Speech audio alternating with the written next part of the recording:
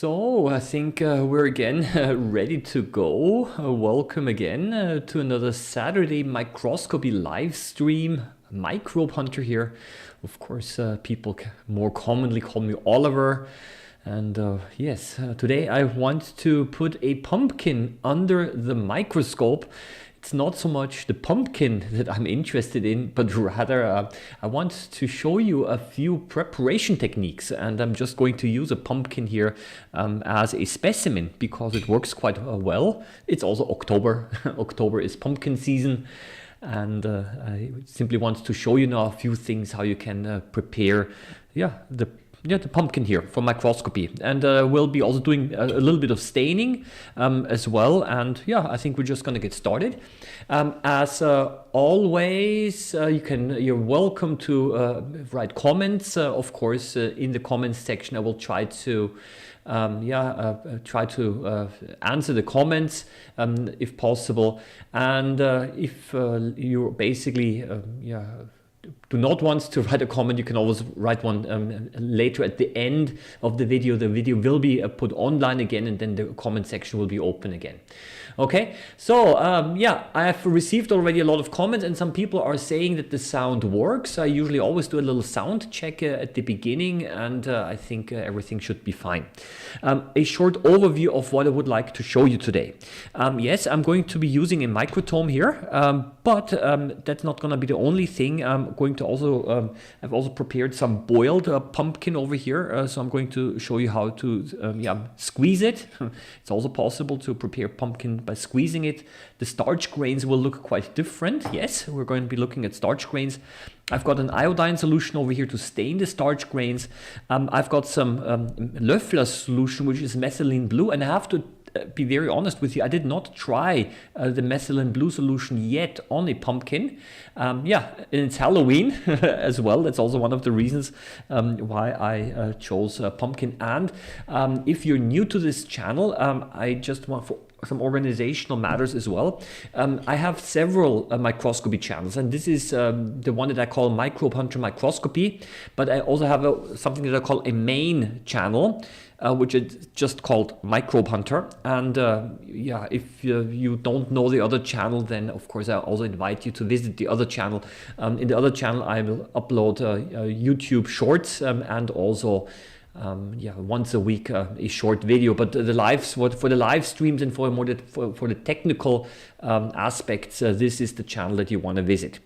So yes, when I'm going to, occasionally I'm going to interrupt myself, and I'm going to read some of the comments here. Somebody suggested, yes, make a pumpkin pie. And honestly, yes, indeed, it wasn't pumpkin pie, but I did put pumpkin soup under the microscope. And this is indeed, don't laugh, indeed a preparation technique.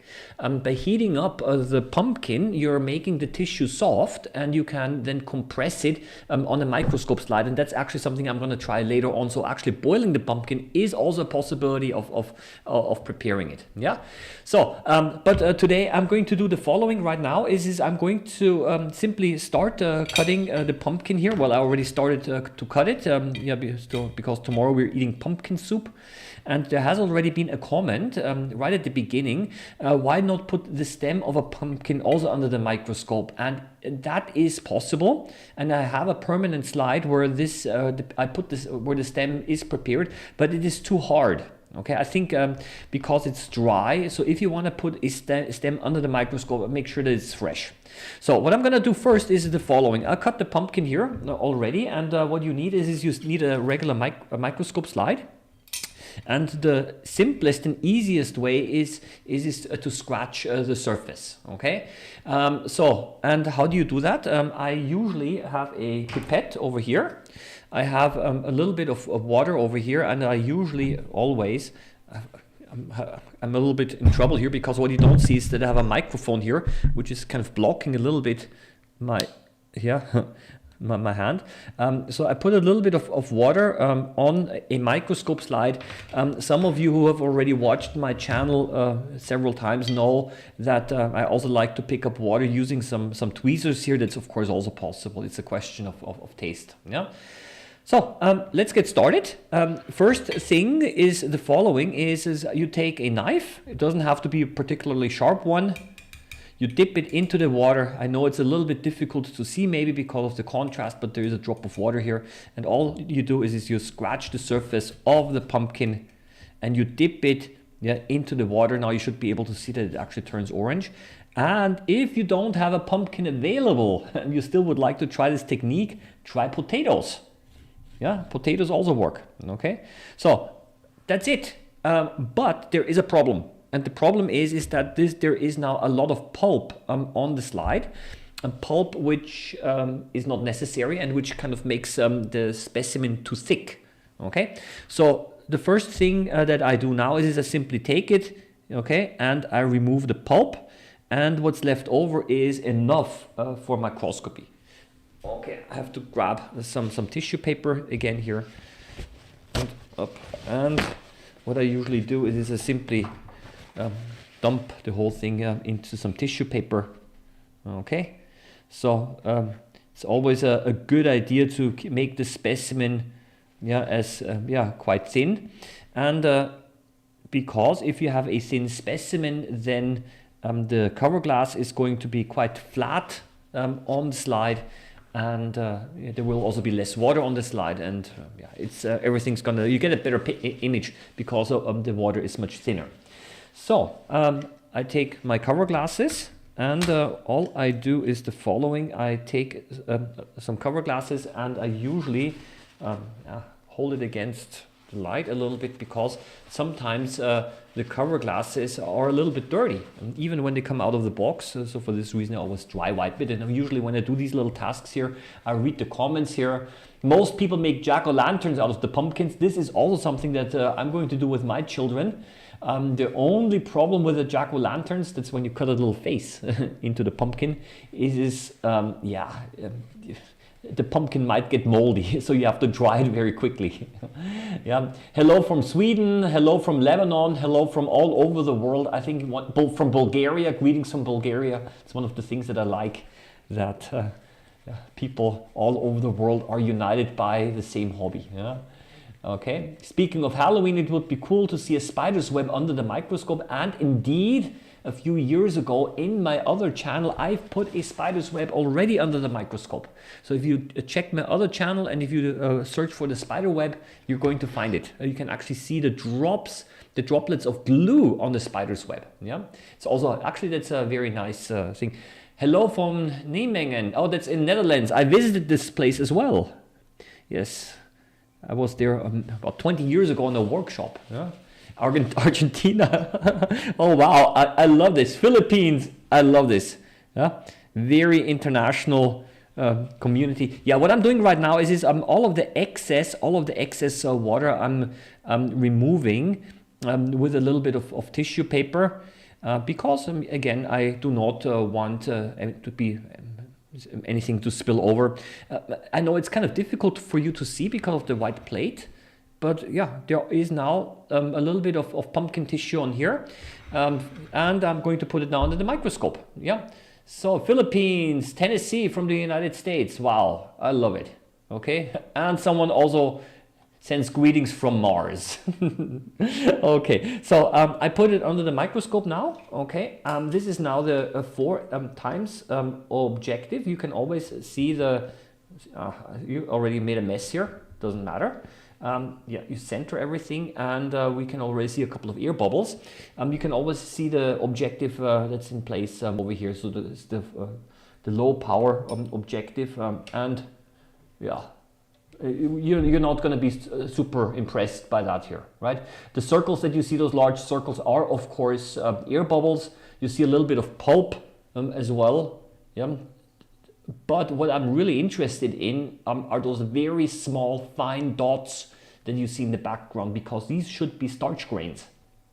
Okay, so for those of you who don't know, I do have a so-called a DIC microscope, a differential interference contrast, and for this reason, the image might appear to be a little bit different than when you look at it using bright field.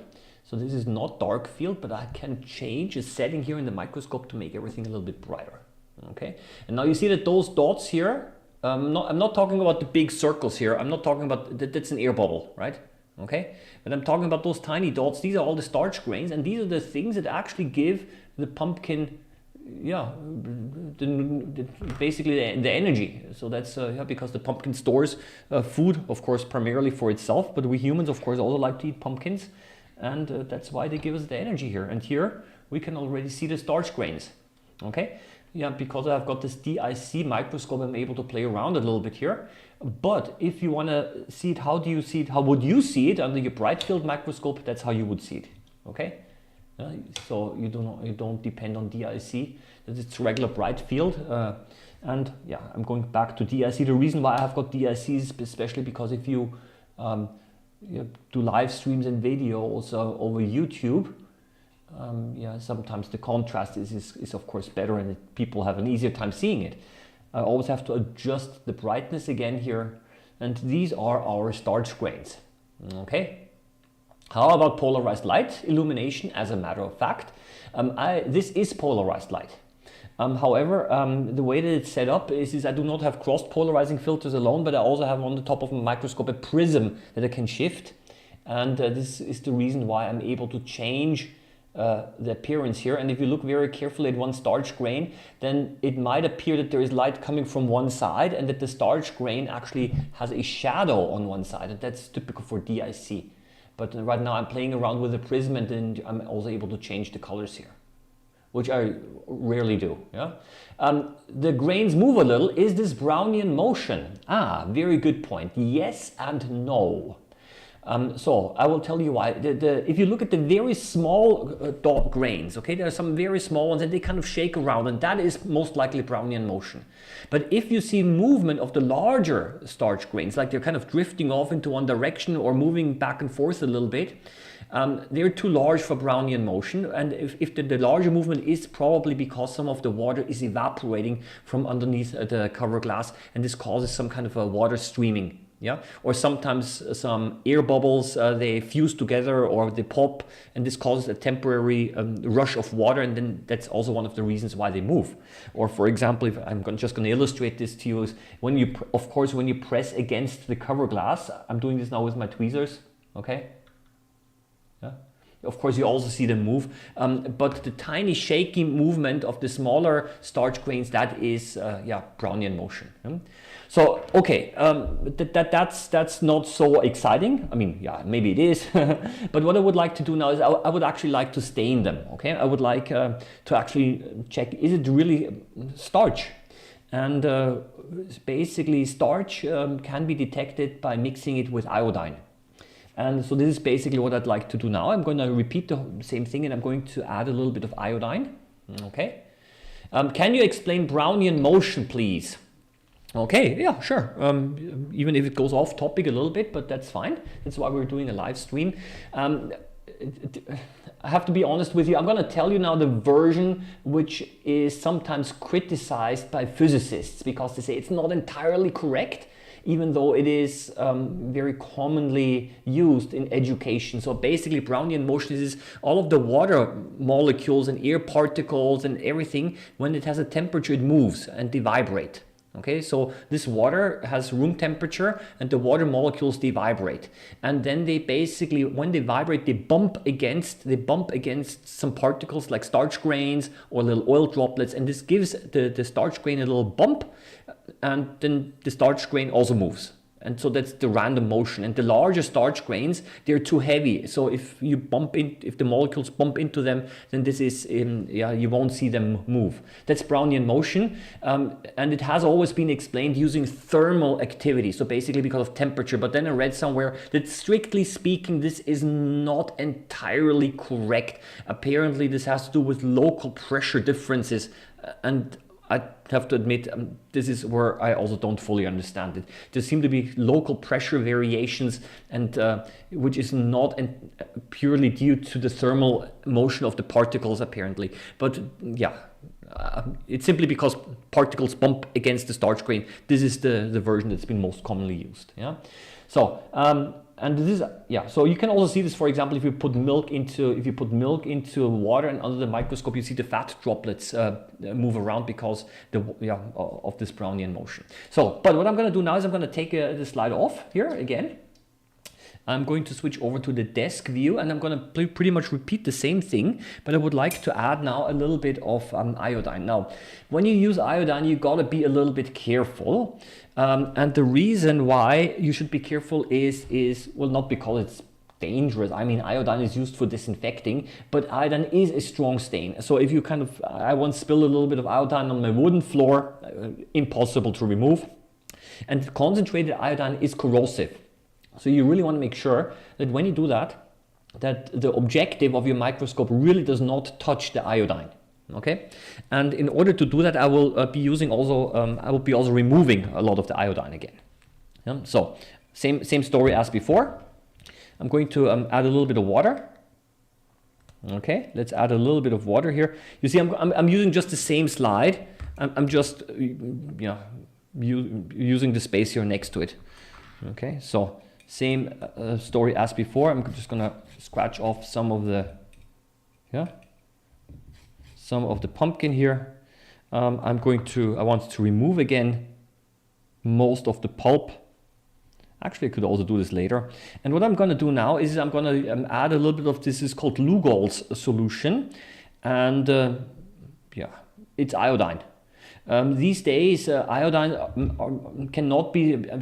It used to be quite easily available in drugstores for disinfecting. Yeah, but these days it's not so easy to get. But I got this bottle over Amazon. Yeah, and it's pretty concentrated. Okay, so all you need is a very small drop. Yeah? I think it might be already a little bit too much. You know what I'm going to do? I'm going to do it differently, because the drop is going to be too large. So what I'm going to do is I'm just going to put a drop in here. I'm going to close the bottle right away. Yeah, stupid idea of me. I wanted to actually use the tweezers to kind of transfer this over a little bit. But then I don't know if it's good for the metal here. So what I'm going to do is I'm going to dilute this a little bit, because I've seen that if you use this concentrated iodine solution, that actually this is a little too much. Okay, so I will be simply then using my tweezers, not tweezers, the pipette again, and I'm going to add a little bit of the iodine solution here. I don't know if you're able to see this really, but I already see it become black. There is some kind of it's darker, and these are the starch grains. That are visible now.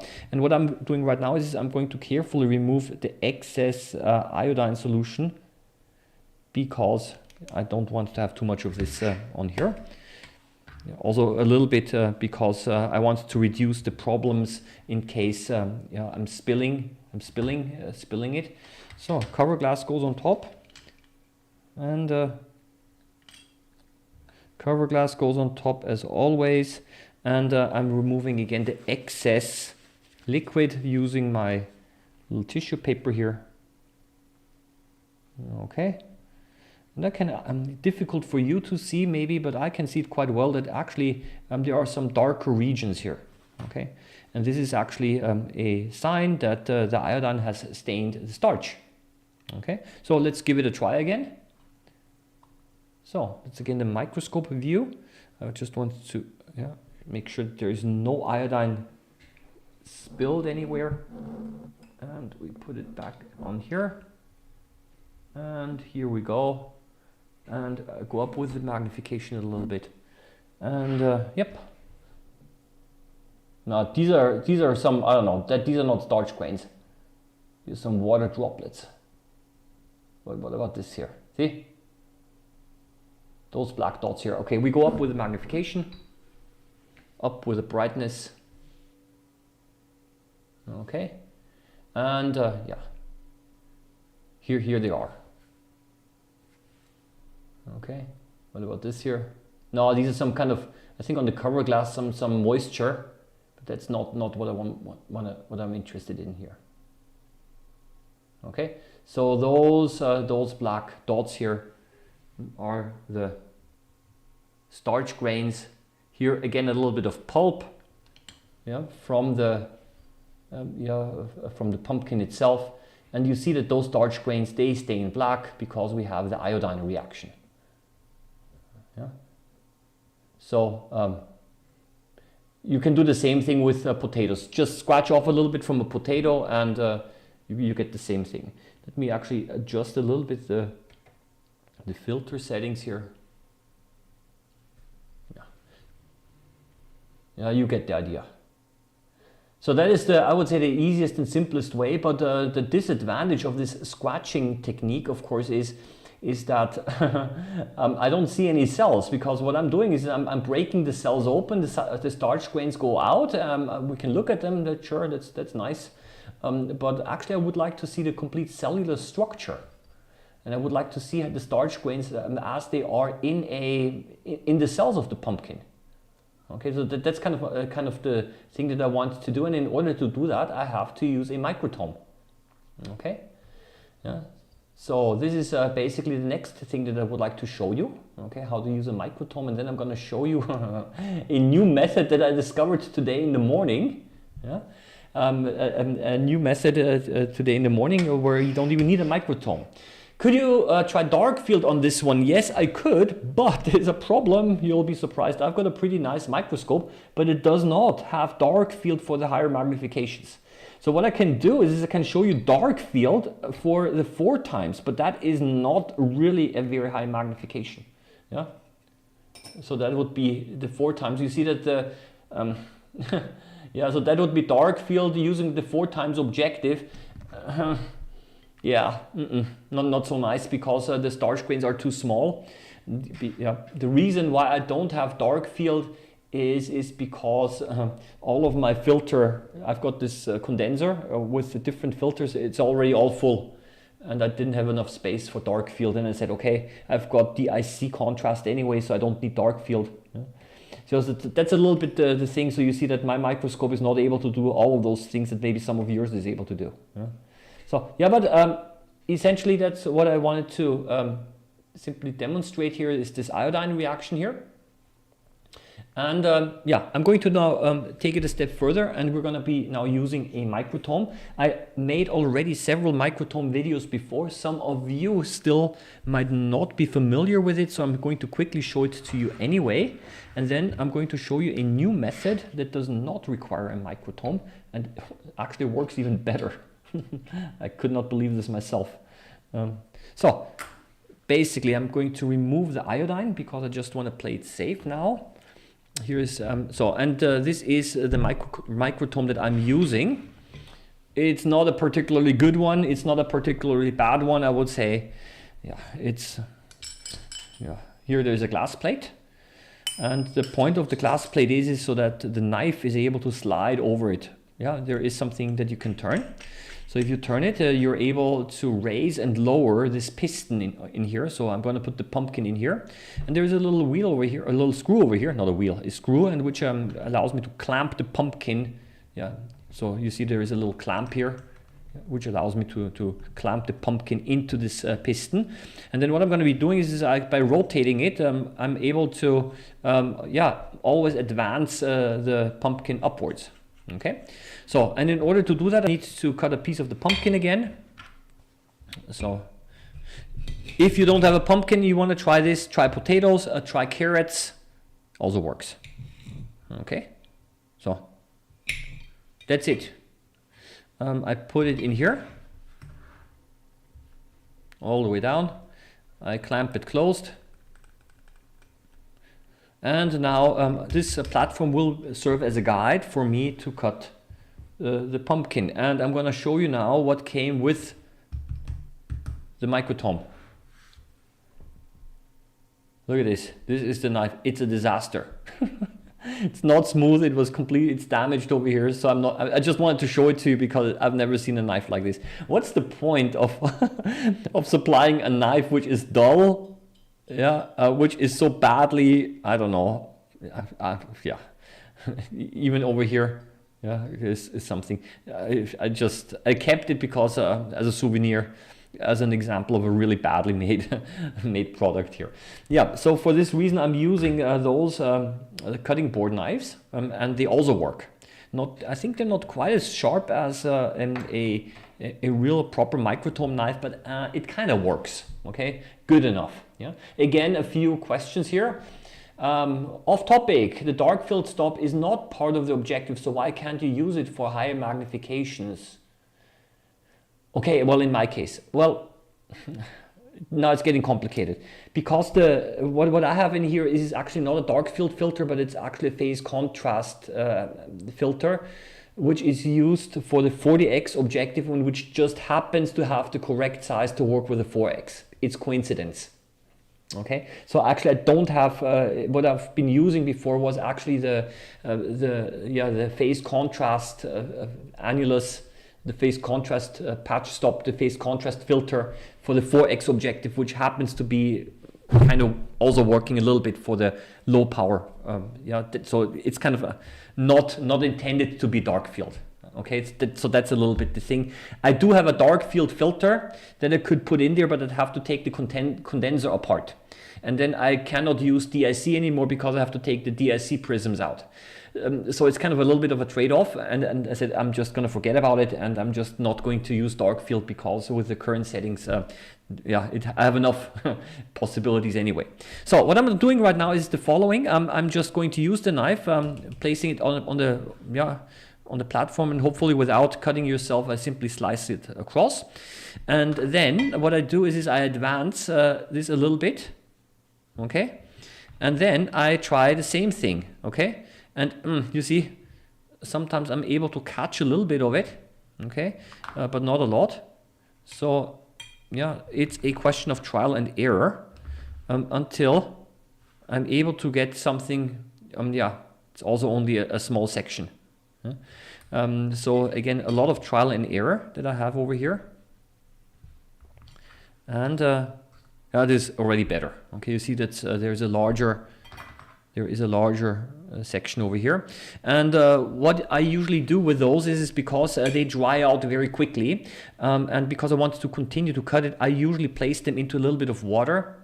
Okay, look what I got here. I'm just going to put it into the iodine. Just going to put this directly into the iodine to stain it, and and then let's have a look at it later again, turning it again, and so basically, and here I'm just going to put it into regular water, because I simply do not want it to dry out. And sometimes you see if you don't advance it enough, then it's simply going to slide over it, and I'm not able to get a proper cut. Okay. Yep. Yes, here again. The idea is the following. You have to try it up. I accidentally dropped it now into the iodine. You have to try it several times. There is a little bit of luck, an element of luck also involved. Okay. Because what I want is actually I want to have very thin cross sections. Okay, very thin cross sections. Ideally maybe only a cell layer thick. Okay, here we go again. We're gonna have a look at this in just a minute. Yeah.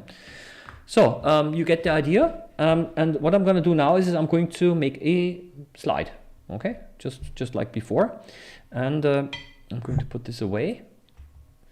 And you can see over here already. Maybe here if I use the white background, that over here it's already turned quite black.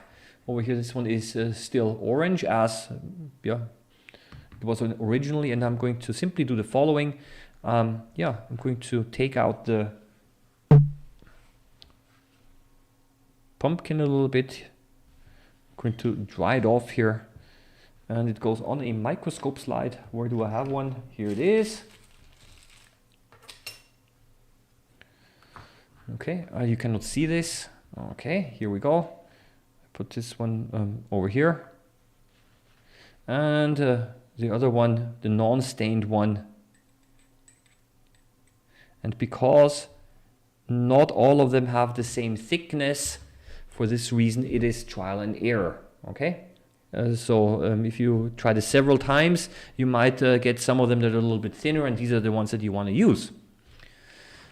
yeah, what else am I gonna do is sometimes it's a good idea to remove the water, the iodine a little bit. So I'm going to do the following. Maybe not necessary, but I'm a little bit extra careful. I'm just going to wash it a little bit because I do not want to have any iodine spills. I'm talking from experience here. That yeah, once I spilled some iodine on, and then it was kind of difficult to remove. And of course, as always, a cover glass goes on top here. Now I need 2 cover glasses. I'm going to use this one here. There are 2 of them. I drop one. Now I'm not dry wiping them because I'm a little bit lazy. And over here, I'll check if there is. See, this was already. There were several of them already stacked on top of each other. Yeah, and there is air around here. That's okay, as long as there is water in the center, it's fine. Okay, so and let's have a look at this. Just let me check if this is actually that's only 1 cover glass. Okay, so I'm going to put this under the microscope now, and we're going to have a look at this, and then I'm going to show you maybe a slightly better method on how you can make a thin cross section. Okay, so we're going to put it in. I need to change over to the microscope view again, and here it is. It's blurry. Here we go. I need to close the condenser a little bit, and what you see over here are, of course, yeah, a lot of cells. All of those structures are cells. And it's pretty dark actually, and the reason is because this is not only 1 cell layer but multiple cell layers. So that's the unstained one. Okay, so I go up with the magnification again, and we are now also able, if you look very carefully here, yeah, see those? Yeah, these are the starch grains, right? And they're now in the cells. Yeah, but as you can see, there are multiple cell layers on top of each other. Yeah, so it's probably not the thinnest section or thinnest cut that I have. Yeah, those parts here, those long parts here, that's vascular tissue. This is where water is transported, and I see the xylem as well. Just want to show this to you a little bit, is because many people, or not many, some people ask questions also on Reddit. They post a picture of this. They kind of wonder, what are those spiral-shaped structures over here, right? Those ring-shaped spiral, that's xylem. These are basically cells that transport water, and those ring spiral-shaped structures, they prevent the cells from collapsing because of the pressure. So it's kind of like I mean, we here on the throat, we also have those cartilage rings. Yeah, so that basically we have the windpipe is open all the time, and they have those rings as well to kind of make sure that the cells don't collapse and are kept open. So it's for stabilizing. Yeah, that's xylem. Very common. Sometimes you also find it in water samples in decomposing plants with decomposing plant material. Yeah.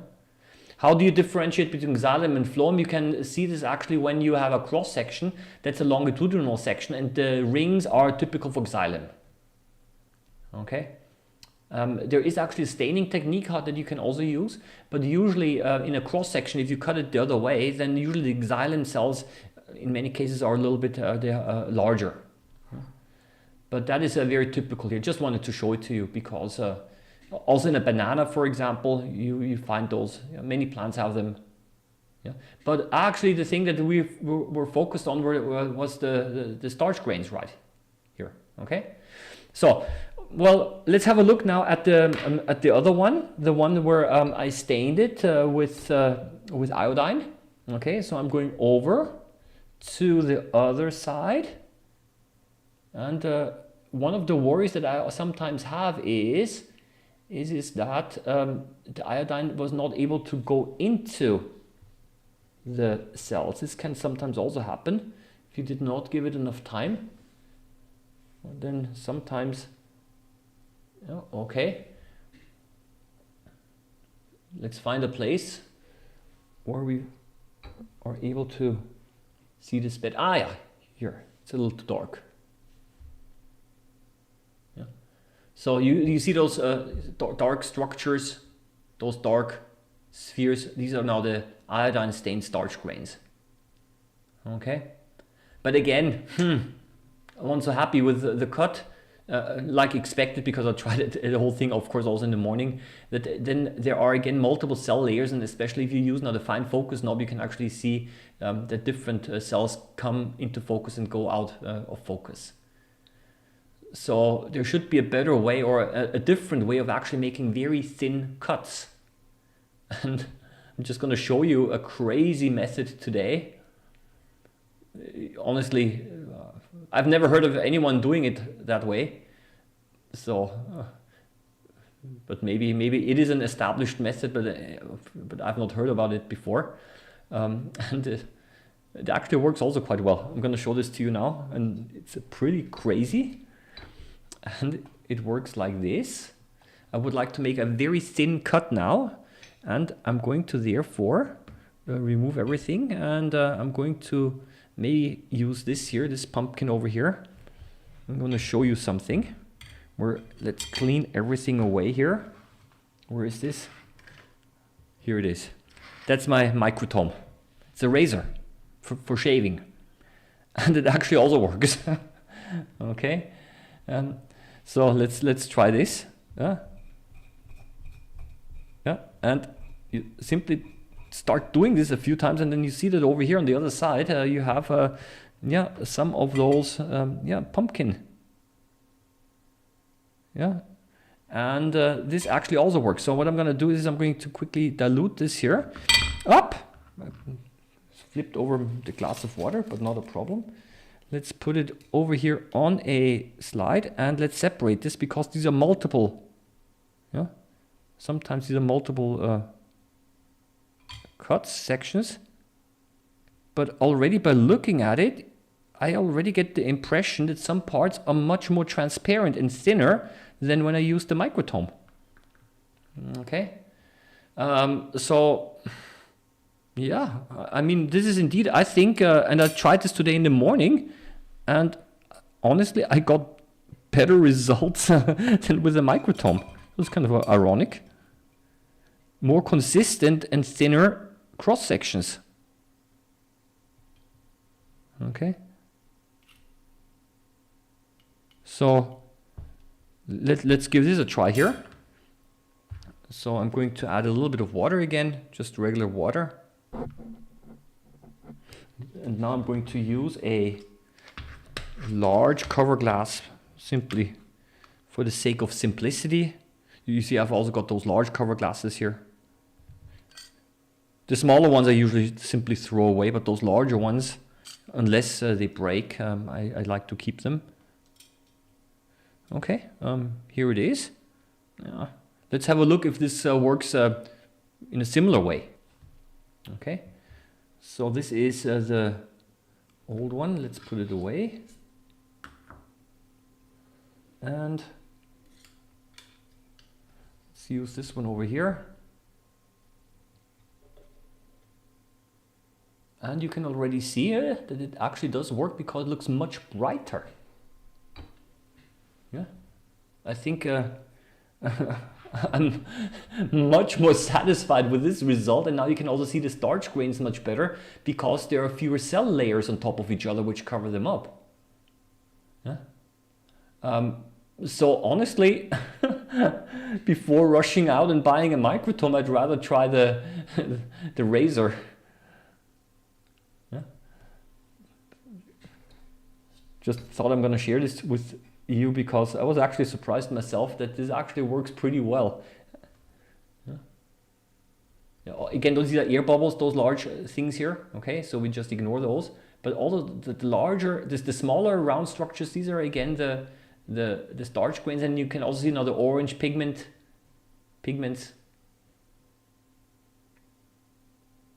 Yeah. I'm pretty happy that actually this works in such an uncomplicated way. I've also tried to use, I just show you the following over here. There is another type of razor, the one that actually I'm using. It's a non-disposable one this year. It has, I don't know, 5 blades or so. It also kind of works, but the problem with those is that the blades are a little bit flexible, And for safety reasons, when you slide the pumpkin over it, it kind of won't touch the blades very well. So you have to press down a little bit, but it also works. Then you have to turn it around and use tweezers and so on carefully, or a toothpick, and kind of pull out the pumpkin pieces. But the disposable one here is also fine because it's not so flexible. The blade, it's more rigid, therefore it catches the pumpkin cells more easily. Yeah?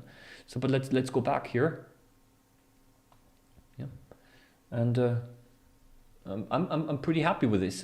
Now, there are certain specimens where this is probably not going to work quite well. I mean, if you want to probably cut the stem of a plant, I don't know if this is going to work so well. Yeah, because here in a pumpkin I have a large surface that I can kind of go across. Yeah, but if you have just the stem of a plant, I don't know. Let's say that this is the stem of a plant, then the surface is not so. Yeah, I don't know if it's going to work that well. Something we've got to try out. Yeah. Yeah.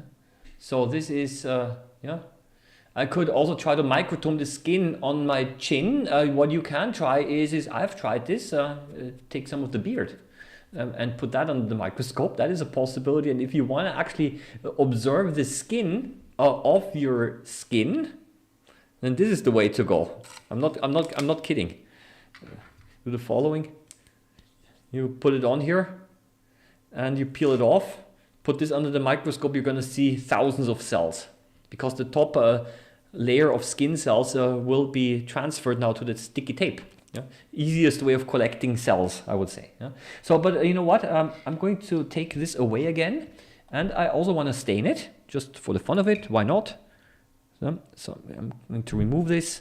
Where is the? So I'm going to add a little bit of iodine solution here again. Okay, you see how it turns black. Okay, I'm going to put this away, and I'm going to put this on top. Okay, there is not so much iodine spilling out. That's a good thing. I'm still going to play it safe and remove a little bit here. Okay, here as well.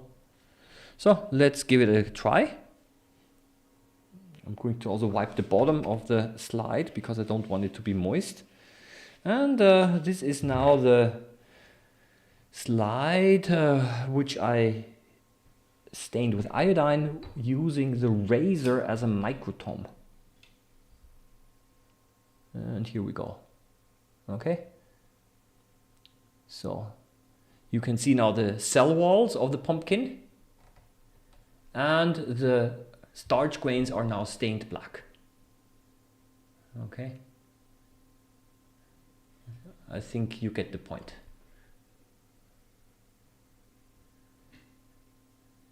You can do a similar thing with bananas, but bananas you squeeze. Okay, you take a soft banana, mix it a little bit with iodine or not. You still see the starch grains of the banana. You squeeze it, and you're also able to see those. The starch grains of banana, they again have a slightly different shape.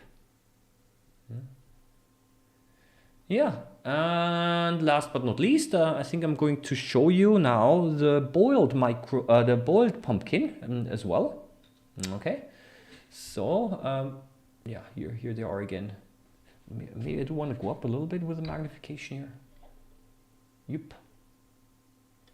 Yeah. Okay, I'm gonna try to show you now the boiled pumpkin. And I have to tell you, I did not try this yet with iodine, but it might be also quite interesting because the starch grains, when they're boiled, the starch grains change their shape. So how are we gonna do that? I need a slide. So I basically boiled this here with a little bit of water in the microwave for about 2 minutes. Yeah. So there's another thing, does iodine is a marker for starch? Does it also stain other things? Yeah, it does stain other things as well.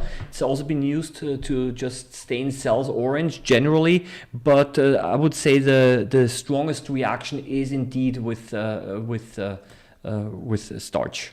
Okay. No, you know what I want to do before I do this? I want to try the methylene blue stain, if you don't mind. Okay, because I have not tried this yet. So I'm going to take this here. It's still fine. Put it on here. And I'm going to add a drop of methylene. Now, I don't know how it's going to look like, okay? So I'm going to put it here. It's called Löffler's solution, which is and methylene blue is a general purpose stain. I'm going to add this here a little bit, and we're going to see how it works. I have no idea. I've never tried this. And yeah, let's add a cover glass. It's not pure methylene blue. It's methylene blue according to Löffler. So it's also very basic and alkaline. I already see it looks very dark. Okay, so my expectations are not the best here. I'll just give it a try. I'll give it a try. You never know how it looks under the microscope. And so let's give it a try here. And where is it? Let's go up a little bit. Well, it is relatively thick. Well, I've seen better things.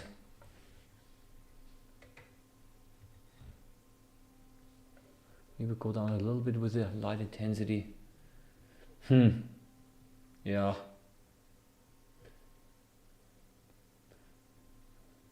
I mean, you do see the starch grains again.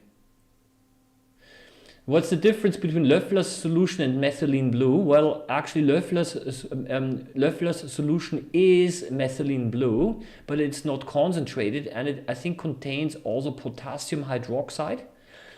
So he has added it in such a way that I think it stains acidic parts of a cell mostly. So it is simply a ready-to-use solution, because if you just use regular concentrated methylene blue, everything's going to be completely dark. Okay, here we actually see it quite nicely. It stains here the cell walls, for example, of the pumpkin cells are now more blue than, for example, the cell contents. Yeah. So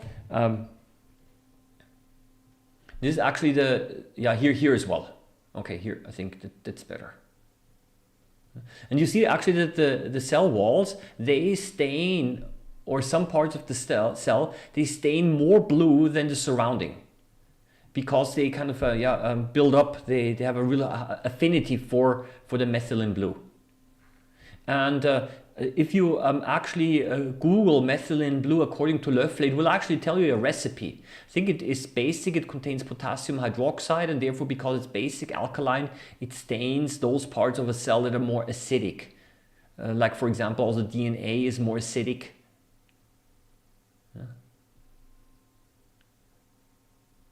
Yeah, okay. Here it doesn't look so good, but maybe because the sections are also much thicker. But here we see that with time, the cell walls become more and more blue as they accumulate more and more of this methylene blue solution. If you want to get methylene blue and you have problems obtaining it, people who have a home aquarium, they sometimes add methylene blue as a medication against fungi. If some fish have certain fungi, and you want to get rid of them, you can add methylene blue. It's going to turn the whole aquarium blue for a certain time, but this methylene blue apparently kills the skin infections of the fish. So you might want to also check aquarium shops for methylene blue. Okay. So yeah, I'm just gonna go on now, and I'm going to give it a try now with the boiled pumpkin. Yeah, so in order to process the boiled pumpkin, we need, of course, again, a microscope slide. Okay, I got it over Amazon. Ah, that's interesting. I'm saying interesting. So somebody bought a methylene blue over Amazon, because I know that up to some years ago, it was quite easy to obtain stains over Amazon, but then they got strict, and all of a sudden certain chemicals and stains were not available anymore. So yeah, but I guess it depends on which type it is. So next thing is the following. Let's put all of the raw pumpkin away. And this here is now a piece of microwave boiled pumpkin. And yeah, just 2 or 3 minutes, and it's pretty soft. Yeah. I hope that I boiled it enough, and then you add a cover glass on top, a single cover glass, and now you got to be a little careful because I will be now pressing it. Okay, so this is I'm going to be squeezing it to make a very thin pumpkin film, and if you don't do this carefully, or if the pumpkin is not soft enough, then of course you'll end up cracking your cover glass. You do not want to add shear forces, so this means no horizontal movement, only vertical movement. And then you should get something like this, where there is a thin film of pumpkin. And now we can look at how the cells look like. And when you compressed them. And we do the following again. And it's too bright, it's too dark, and here we go. A little bit refocusing. Okay, so you still see cells, but where are the starch grains? You might wonder. You see there is some movement going on, those little dots that are flowing, okay? That is because there's a water streaming, because it's under tension, because of the pumpkin, the compressed pumpkin created a little bit of a vacuum between the slide and the cover glass, and as it's trying to readjust, that's why you have those water streamings here. Yeah. Okay, so that's basically how they look like, and now you're gonna say, where in the world are the starch grains? You're going to ask, and I have to tell you that what happens when you boil them is they lose their crystalline structures. They start to swell up, and they basically become invisible. Again, all of those movements here, that is because of the streaming water, okay? Because it's like glue. The pumpkin acts like a glue and glues the cover glass down, and it's trying to get loose because of some tensions, and that's why there's water streaming. So it's not the movement because of it's not their own movement. So not visible, the starch grains, because they have absorbed the water, have swollen up. Yeah. So let's do the following, just for the fun of it. Okay, I'm going to take it off, and I'm going to now add a little bit of iodine to the boiled pumpkin. And let's see how this works. Let's remove this here again. So let's you see how it turns black? Okay. And of course diffusion happens. It takes a little bit of time for the iodine to go into the pumpkin. It's a lot of pumpkin. So I'm going to take a smaller amount here. And let's give it another try. So evidently starch must be still present, otherwise it wouldn't stain black, obviously. So we again put a cover glass on top. Up. Look what happened. I squeezed it out.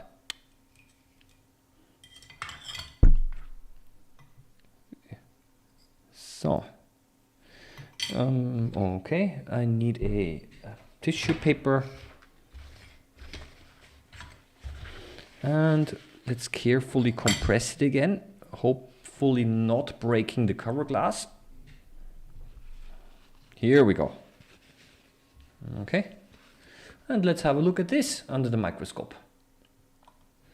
So, a boiled pumpkin with iodine. Here we go.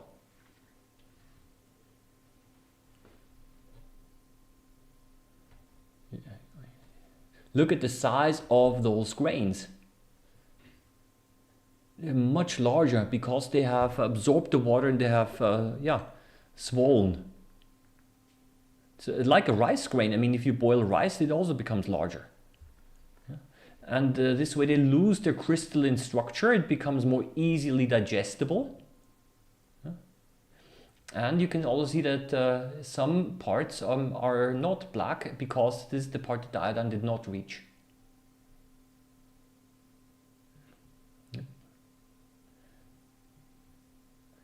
Static specimens are not as exciting and dramatic as living ones. I totally, I partially agree. I made a video in this channel where I showed my nephew some static specimens, and also my sister-in-law, and they thought it was rather boring. Because especially for children, you want to see movement, you want to see animals or little critters that you can identify with. Of course, starch grains, especially for children, might not be the most exciting of specimens, but I personally consider this also interesting because it kind of shows a little bit, for me at least, this is our food. Starch is our main energy source. If you look around, all cultures of the world generally eat starch as their main energy source. Potatoes, wheat, rice, corn, it doesn't matter, beans, all of this is starch. Because starch are long chains of glucose, and when we digest it, then the glucose is our energy source. And another comment here, Microbehunter, after watching one of your videos about getting into microscopy, I took your point that you don't need to spend a lot of your first microscope. Just got my first microscope. That's a good point. I generally recommend maybe for the first microscope simply to buy any microscope to get started. Then later on you can always buy yourself a better one as you learn. Yep. So that is basically how boiled pumpkin looks like, and I just wanted to show you that boiling, of course, changes the structure of the starch grains as well. Okay, so yeah, is there anything else for me to say today? Wow, the hour passes very quickly. I think the main idea today that I kind of wanted to communicate with you or share with you is this new idea of using a razor as a microtome. You just do this a couple of times and look what comes out on the other side here. A lot of very thin sections which you can then put under the microscope as well. I personally like this, the simplicity of this method. Might work for some specimen better than for others. Wow, look at this. This is a huge one. Okay, and quite thin as well. So something that you might want to try out. Okay. What are the other useful, interesting stains for amateur microscopists? May differentiate by difficulty, easy. Yeah, I can make a video of different stains. Let's put it this way: some stains are difficult to obtain because they are sold only to labs, and some stains, I mean, I worked with a lot of stains when I studied at university. I was staining bacteria, and some of the staining procedures are pretty complex because you want to identify different parts of a cell. So I just want to give you an example. I don't remember which stain I used for that, but sometimes when you look under the microscope and you see that in a cell there's a very bright spot in a bacterial cell. And this could be one or two things. It could be a so-called an endospore, so basically a spore that the bacterium forms to survive dryness, or it could be a storage granule of a substance called PHB, which is some bacteria use PHB to store food. And but it looks the same under the microscope. So what we used is I used specific staining techniques where it only stains one thing but not the other, and this is how you could differentiate this. But these are highly specific stains. Then there's the so-called the gram stain, which is very popular as well. But there you have to heat fix the bacteria, and it takes quite a bit of time. You have to repeat it quite often. So generally what has been recommended is that everyone, not everyone, but I mean those people who want to do some staining, methylene blue is called the microscopist stain because it's a general purpose stain which stains indiscriminately, and sometimes you can actually make things more easily visible. So I would say the staining problem is not only about the difficulty of processing and doing the stain, but also I would say obtaining the different stains. Yep. So yeah, I would say that, and there are also certain stains that are specifically used, for example, for staining plant cells. If you wanted to differentiate the different type of plant tissues, for example, and I've made videos on this. If you check, I use, this is really nice. Methylene blue, the Löffler solution is really nice to stain white blood cells. It's unbelievable, really. What you do is you know what? I made a video in my other channel, one of the recent videos about contact lenses, where I put my contact lens under the microscope, and there were some white blood cells on my contact lenses. And I could actually see the multi-lobed nucleus with the methylene blue. Yeah, so it stains DNA, and therefore, yeah. Also, for example, when you mix methylene blue with blood, you're also able to see the white blood cells. I also made videos on this. So methylene blue is a pretty nice, or Löffler solution is a pretty nice general purpose stain. Yeah. So, okay, now what? I've been already talking again an hour. I'm just quickly going to go through the comments. I think I answered most of them. Yeah, I'll be buying disposable razors. Somebody will be buying iodine. Yeah, this is the name of the iodine solution here. That is called Lugol's solution. Okay, it's Lugol, which is iodine and some other stuff. Yeah, I don't actually have to. I have to tell you, I don't even know why they sold that, because it was not from a microscopy shop. It's actually from an organic food shop or something like that. Maybe some people eat it as additives. I have no idea. Yeah. Pumpkin seeds sections, are they interesting? I can imagine that maybe I can give it a try, but I think seeds generally, they contain a lot of starch grains as well. So I do have a commercially made permanent slide of a wheat grain, and you can see the starch grains there. But I can imagine that it might be difficult to cut because pumpkin seeds are a little bit brittle. Okay, so this is something that I might want to try, but I have to, in order to see them under the compound microscope, I have to cut them, and I don't know if I'm able. Yeah, I got to cut them, and maybe I have to boil them first to make them soft, or maybe put them into water to make them soft. I think I need to process them, because most of the pumpkin seeds.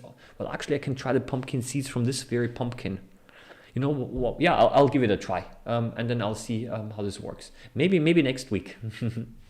maybe next week I'm able to show you something.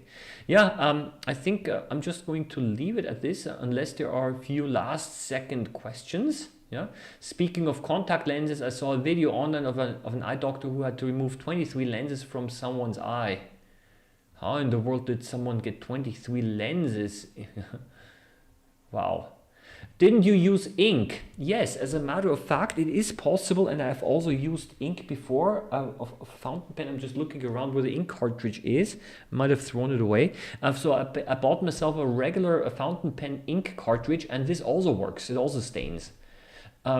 So different stains have different abilities to react with different parts of the cell, and therefore they might stain different things. So fountain pen ink is also something that you might want to try out, indeed. Yeah. But I found that the methylene blue is a little bit more general purpose, maybe because of the other things that they added to it. Yeah. So microscopy, I took your point, you don't need to spend a lot of money on a first microscope. Iodine is a marker for starch. It also stains other things, yes, but I would say starch is best. I'm reading the comments here. Yeah. And I think hello from Mexico even. Okay. Yeah. Okay. Many thanks for the video, and I appreciate your time. And I would like to thank you for, how about a live stream on DIC? A live stream on DIC. Yeah, I mean, basically, I'll be very honest with you. Pretty much all of the things that I've showed you today ultimately were in DIC. What I can do, maybe that's a good comment here. If you want to, I'm just going to give you a short comparison here. I'm going to put again the pumpkin here under the microscope. It's the squeezed one, okay? And just the last thing, because people sometimes want to know what they are able to see here. So this is DIC, and you can see that the cells look a little bit like they're illuminated from one side. And here, this here is now bright field. You might say that there is not a huge difference, but it looks a little bit more flat. Okay, so that's the way that you would be able to see it in most of your microscopes. Yeah. Okay, folks, I'm gonna leave it at that. I wish you all the best. If you have any wishes or any suggestions of what I could put under the microscope, I will do that. Last week somebody suggested, can you put DNA? Can you do a DNA extraction? I tried doing this again. I was not so successful because I did not optimize, was not able to optimize the method, even though I already did that before. But the amount of DNA that I got out was so small that it was not really worth it. It was difficult to show you. But I'm still working on that. If you have any requests or anything that you want me to try to put under the microscope, please write it into the comments. Okay, minerals and polarization microscopy is also a possibility. Wish you all the best. Okay, do visit my other channel as well if you have not done so already, because I'll also make a video specifically on the pumpkin, probably to be released tomorrow. More or less the same stuff that I've been doing today, only a little bit shorter. Okay, yeah, and enjoy microscopy. Happy microbe hunting as always, and see you again next week. Bye bye.